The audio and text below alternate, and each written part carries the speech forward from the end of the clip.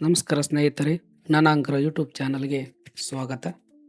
ಪ್ರತಿ ಬಾರಿ ನಾವು ಜನಗಣಮನ ಕೇಳಿದಾಗಲೂ ನಮ್ಮ ಮೈ ರೋಮಾಂಚನಗೊಳ್ಳುತ್ತದೆ, ದೇಶಭಕ್ತಿ ಉಕ್ಕಿ ಹರಿಯುತ್ತದೆ. ಆದರೆ ನಮ್ಮ ರಾಷ್ಟ್ರಗೀತೆಯ ಹಿಂದೆ ಕೇವಲ ಸಾಹಿತ್ಯ ಮಾತ್ರವಲ್ಲ, ನೂರಾರು ವರ್ಷಗಳ ಇತಿಹಾಸ, ರೋಚಕ ಕಥೆಗಳು ಮತ್ತು ಪ್ರತಿಯೊಬ್ಬ ಭಾರತೀಯನು ತಿಳಿಯಲೇಬೇಕಾದ ಕೆಲವು ರಹಸ್ಯಗಳಿವೆ. ಉದಾಹರಣೆಗೆ, ಇದನ್ನು ಮೊದಲು ಹಾಡಿದ್ದು ಯಾವಾಗ, ಇದನ್ನು ಬರೆಯಲು ಮುಖ್ಯ ಕಾರಣವೇನು, ಇದರಲ್ಲಿ ಬಳಸಿರುವ ಒಂದೊಂದು ಪದದ ಅರ್ಥವೇನು. ಇವತ್ತಿನ ವಿಡಿಯೋದಲ್ಲಿ ನಮ್ಮ ರಾಷ್ಟ್ರಗೀತೆಯ ಹಿಂದಿರುವ ಇಡೀ ಇತಿಹಾಸವನ್ನು ಅತ್ಯಂತ ಆಸಕ್ತಿದಾಯಕವಾಗಿ ತಿಳಿದುಕೊಳ್ಳೋಣ. ನೀವಿನ್ನು ನಮ್ಮ ಚಾನಲ್ಗೆ ಸಬ್ಸ್ಕ್ರೈಬ್ ಆಗಿಲ್ಲ ಅಂದರೆ ಈಗಲೇ ಸಬ್ಸ್ಕ್ರೈಬ್ ಆಗಿ, ದಯವಿಟ್ಟು ಬನ್ನಿ ವಿಡಿಯೋವನ್ನು ಶುರು ಮಾಡೋಣ. ರಾಷ್ಟ್ರಗೀತೆ, ನಮ್ಮ ಭಾರತದ ರಾಷ್ಟ್ರಗೀತೆ ಜನಗಣಮನ ಆಗಿದೆ. ಈ ಜನಗಣಮನವನ್ನು ಬರೆದವರು ರವೀಂದ್ರನಾಥ್ ಠಾಗೂರು. ಈ ರವೀಂದ್ರನಾಥ್ ಠಾಗೂರ್ ಅವರು 1911ರಲ್ಲಿ ಬಂಗಾಳಿ ಭಾಷೆಯಲ್ಲಿ ರಚಿಸಿದರು. ನಮ್ಮ ರಾಷ್ಟ್ರಗೀತೆ ಏನಿದೆ ಅದನ್ನು ಬಂಗಾಳಿ ಭಾಷೆಯಲ್ಲಿ ರವೀಂದ್ರನಾಥ್ ಠಾಗೂರ್ ಅವರು ಬರೀತಾರೆ.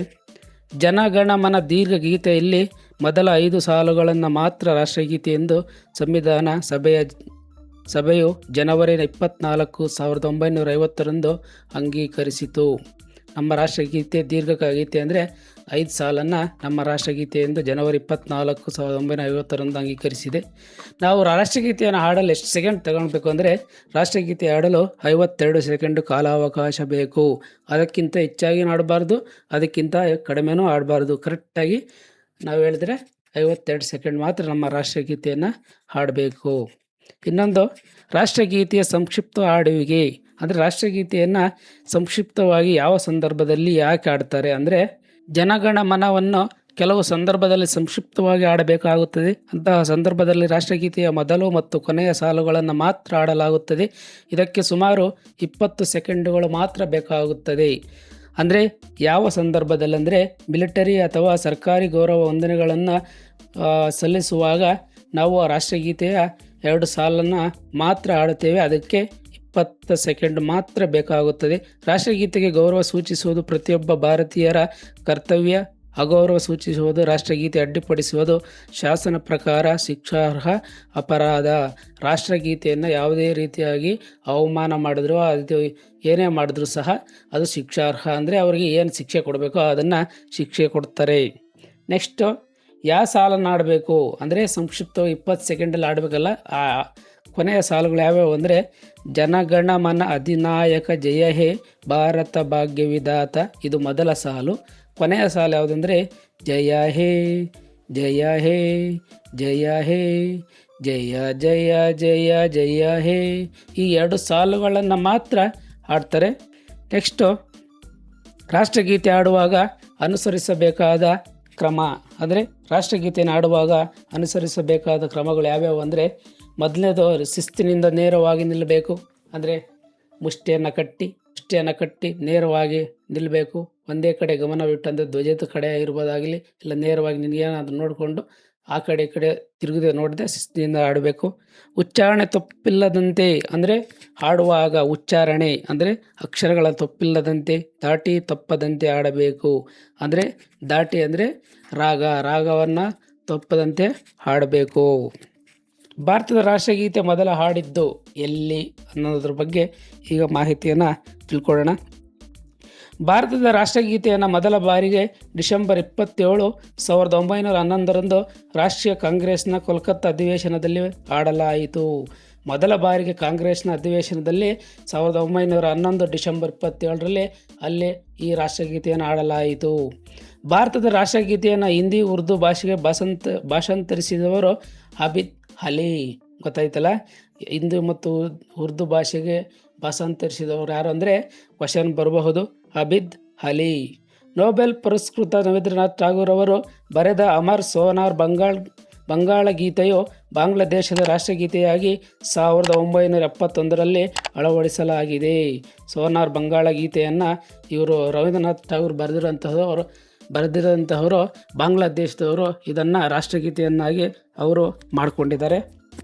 ನೆಕ್ಸ್ಟ್, ರವೀಂದ್ರನಾಥ್ ಠಾಗೂರ್ ಅವರು ಐರಿಷ್ ಭಾರತೀಯ ಕವಿತ್ರಿಯೊಂದಿಗೆ ಸೇರಿ, ಅಂದರೆ ನಮ್ಮ ರವೀಂದ್ರನಾಥ್ ಠಾಗೂರ್ ಏನಿದ್ದಾರೆ ಮತ್ತು ಭಾರತೀಯ ಐರಿಷ್ ಅನ್ನೋರು ಏನಿದ್ದಾರೆ ಈ ಕವಯಿತ್ರಿಯೊಂದಿಗೆ ಸೇರಿಕೊಂಡು ಆಂಧ್ರ ಪ್ರದೇಶದ ಮದನಪಲ್ಲಿಯಲ್ಲಿ ಇಂಗ್ಲೀಷ್ ಭಾಷೆಗೆ ಭಾಷಾಂತರಿಸಿದರು. ಅಂದರೆ ನಮ್ಮ ಜನಗಣಮನ ಏನಿತ್ತಲ್ಲ ಅದು ಬಂಗಾಳ ಭಾಷೆಯಲ್ಲಿತ್ತು. ಆ ಬಂಗಾಳ ಭಾಷೆಯಲ್ಲಿ ಇದ್ದದ್ದನ್ನು ಇಂಗ್ಲೀಷ್ ಭಾಷೆಗೆ ಭಾಷಾಂತರಿಸಿದರು. ಆಗ ಅದನ್ನು ನಮ್ಮ ರಾಷ್ಟ್ರಗೀತೆಯನ್ನಾಗಿ ಅಳವಡಿಸಿಕೊಂಡಲಾಯಿತು. ಈಗ ಭಾವಾರ್ಥ, ಸಾಲುಗಳು ಮತ್ತು ಭಾವಾರ್ಥ ಅಂದರೆ ಒಂದೊಂದೇ ಸಾಲು ನೋಡ್ಕೊಂಡ್ಬಿಡೋಣ, ಅದನ್ನು ಭಾವಾರ್ಥವನ್ನು ತಿಳಿದುಕೊಳ್ಬಿಡೋಣ. ಈಗ ಮೊದಲು ಜನಗಣಮನ ಅಧಿನಾಯಕ ಜಯ ಹೇ ಭಾರತ ಭಾಗ್ಯವಿಧಾತ. ಇದರ ಅರ್ಥ ಏನು? ಭಾರತದ ಜನರ ಮನಸ್ಸಿಗೆ ಒಡೆಯನು, ಭಾರತದ ಭಾಗ್ಯವನ್ನು ರೂಪಿಸುವನು, ವಿಧಾತನು ಆದ ಓ ಪರಮಾತ್ಮನೇ, ಭಾರತ ಮಾತೆಯ ನಿನಗೆ ಜಯವಾಗಲಿ ಎಂದು ಇದರ ಅರ್ಥವಾಗಿದೆ. ಪಂಜಾಬ, ಸಿಂಧು, ಗುಜರಾತ, ಮರಾಠ, ದ್ರಾವಿಡ, ಉತ್ಕಲ, ವಂಗ. ಈ ಸಾಲಿನ ಅರ್ಥ ಏನಂದರೆ, ನಿನ್ನ ಕೀರ್ತಿಯು ಪಂಜಾಬ್, ಸಿಂಧ್, ಗುಜರಾತ್, ಮಹಾರಾಷ್ಟ್ರ, ದಕ್ಷಿಣ ಭಾರತ, ದ್ರಾವಿಡ, ಒಡಿಶಾ, ಉತ್ಕಲ ಮತ್ತು ಬಂಗಾಳದಂತೆ ಮುಳುಗುತ್ತಿದೆ. ಇದು ಭಾರತದ ವೈವಿಧ್ಯ ಪ್ರಾಂತ್ಯಗಳನ್ನು ಪ್ರತಿನಿಧಿಸುತ್ತದೆ.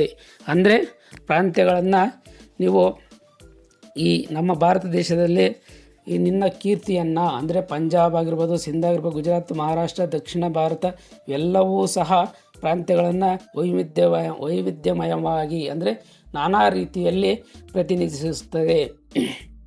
ಮೂರನೇದು ವಿಂಧ್ಯ, ಹಿಮಾಚಲ, ಯಮುನಾ, ಗಂಗಾ, ಉಚ್ಚಲ, ಜಲಧಿತ, ರಂಗ. ಇದರ ಭಾವಾರ್ಥ, ವಿಂಧ್ಯ ಮತ್ತು ಹಿಮಾಚಲ ಪರ್ವತಗಳು ನಿನ್ನ ಹೆಸರನ್ನು ಜಪಿಸುತ್ತಿವೆ. ಅಂದರೆ ವಿಂಧ್ಯ ಪರ್ವತ ಮತ್ತು ಹಿಮಾಚಲ ಪರ್ವತಗಳನ್ನು ನಿಮ್ಮ ಹೆಸರನ್ನು ಜಪಿಸುತ್ತವೆ. ಯಮುನಾ, ಗಂಗಾ ನದಿಗಳು ನಿನ್ನ ಗುಣಗಾನ ಮಾಡುತ್ತಿವೆ. ಭಾರತವನ್ನು ಸುತ್ತುವರೆದಿರುವ ವಿಶಾಲ ಸಾಮ್ರಾಜ್ಯದ ಸಮುದ್ರದ ಅಲೆಗಳು ನಿನ್ನ ಪಾವನ ಹೆಸರು ಕೊಂಡಾಡುತ್ತಾ ಬೋರ್ಗರೆಯುತ್ತಿವೆ. ತಬ ಶುಭ ನಾಮೆ ಜಾಗೆ, ತಬ ಶುಭ ಆಶಮಾಗೆ. ಈ ಸಾಲಿನ ಅರ್ಥ, ಈ ಮೇಲಿನ ಎಲ್ಲ ಪ್ರಾಂತ್ಯಗಳು ಮತ್ತು ಪ್ರಕೃತಿಯ ನಿನ್ನ ಶುಭ ನಾಮವನ್ನು ಹೇಳಿ ಜಾಗೃತಿಗೊಳ್ಳುತ್ತವೆ ಮತ್ತು ನಿನ್ನ ಪವಿತ್ರವಾದ ಆಶೀರ್ವಾದವನ್ನು ಬೇಳುತ್ತವೆ. ಗಾಹೆ ತವ ಜಯಗಾತ. ಎಲ್ಲರೂ ಒಟ್ಟಾಗಿ ನಿನ್ನ ವಿಜಯದ ಕಥೆಗಳನ್ನು, ನಿನ್ನ ಕೀರ್ತಿಯನ್ನು ಹಾಡುತ್ತಿದ್ದಾರೆ. ಜನಗಣ ಮಂಗಳದಾಯಕ ಜಯ ಹೇ ಭಾರತ ಭಾಗ್ಯವಿಧಾತ. ಭಾರತದ ಸಮೂಹಕ್ಕೆ ಮಂಗಳವನ್ನು ಉಂಟು ಮಾಡುವವನೇ, ಭಾರತದ ಭಾಗ್ಯವಿಧಾತನೇ, ನಿನಗೆ ಜಯವಾಗಲಿ. ಈಗ 7ನೇ ಸಾಲು, ಜಯ ಹೇ ಜಯ ಹೇ ಜಯ ಹೇ ಜಯ ಜಯ ಜಯ ಜಯ ಹೇ. ಅಂದರೆ ನಿನಗೆ ಸದಾ ಜಯವಾಗಲಿ, ಜಯವಾಗಲಿ, ಜಯವಾಗಲಿ ಎಂಬ ಅರ್ಥ ಆಗಿದೆ. ಇನ್ನೊಂದು ಇದಕ್ಕೆ ಅರ್ಥ ಸಂಕ್ಷಿಪ್ತವಾಗಿ ಹೇಳಬೇಕಂದ್ರೆ, ಒಟ್ಟಾರೆಯಾಗಿ ನಮ್ಮ ರಾಷ್ಟ್ರಗೀತೆಯು ಭಾರತದ ಭೌಗೋಳಿಕ ಗಡಿಗಳನ್ನು ದಾಟಿ ಇಲ್ಲಿನ ವಿವಿಧ ಧರ್ಮ, ಭಾಷೆ, ಸಂಸ್ಕೃತಿ ಮತ್ತು ಪ್ರಕೃತಿಯನ್ನು ಒಂದುಗೂಡಿಸುವ ಶಕ್ತಿಯಾಗಿದೆ. ಭಾರತದ ಭಾಗ್ಯವನ್ನು ರೂಪಿಸುವ ಆ ಪರಮಶಕ್ತಿಗೆ ಮತ್ತು ಅಥವಾ ಭಾರತ ಮಾತೆಗೆ ದೇಶದ ಪ್ರತಿಯೊಂದು ಪ್ರಾಂತ್ಯ, ಪರ್ವತ, ನದಿ ಮತ್ತು ಸಮುದ್ರಗಳು ತಲೆಬಾಗಿ ಗೌರವಿಸುತ್ತವೆ ಮತ್ತು ಸದಾಕಾಲ ಭಾರತಕ್ಕೆ ಜಯವಾಗಲಿ ಎಂದು ಹಾರೈಸುತ್ತವೆ ಎಂಬುದೇ ಈ ಗೀತೆಯ ಪರಮ ತಾತ್ಪರ್ಯ. ಈ ಯೂಟ್ಯೂಬ್ ಚಾನಲ್ನ ನೀವು ನೋಡ್ತಾ ಇದ್ದೀರಾ. ಈ ವಿಡಿಯೋ ಇಷ್ಟವಾದರೆ ನಿಮಗೆ ಸಬ್ಸ್ಕ್ರೈಬ್ ಮಾಡಿ, ಹಾಗೆ ಶೇರ್ ಮಾಡಿ, ಲೈಕ್ ಮಾಡಿ. ದಯವಿಟ್ಟು ಎಲ್ಲರೂ ಸಬ್ಸ್ಕ್ರೈಬ್ ಮಾಡಿ ಮುಂದಿನ ವಿಡಿಯೋಗಳಿಗಾಗಿ. ಹಾಗೆ ಬೆಲ್ ಐಕಾನ್ ಮೇಲೆ ಕ್ಲಿಕ್ ಮಾಡಿ. ಎಲ್ಲರಿಗೂ ಧನ್ಯವಾದಗಳು.